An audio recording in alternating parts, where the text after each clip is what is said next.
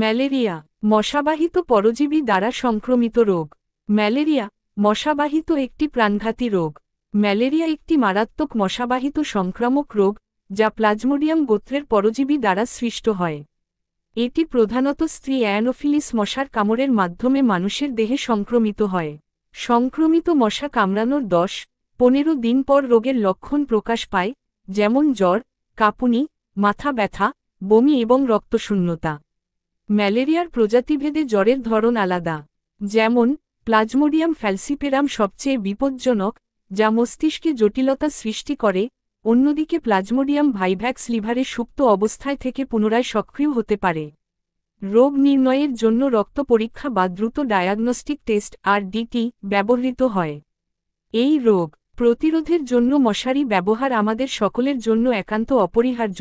মশা নিধন করার জন্য এবং জলজায়গা শুকানো জরুরি। চিকিৎসায় আর্টেমিসিনিন ভিত্তিক ওষুধ ব্যবহার করা হয়। বিশ্ব স্বাস্থ্য সংস্থার মতে প্রতি বছর লক্ষাধিক মানুষ ম্যালেরিয়ায় মারা যায়, বিশেষত আফ্রিকা ও এশিয়ায়। সচেতনতা ও সময়মতো চিকিৎসাই এই রোগের প্রকোপ কমাতে পারে। আরও গুরুত্বপূর্ণ টিপস পেতে লাইক, কমেন্ট, শেয়ার ও চ্যানেলটি সাবস্ক্রাইব করে সাথেই থাকুন। ধন্যবাদ।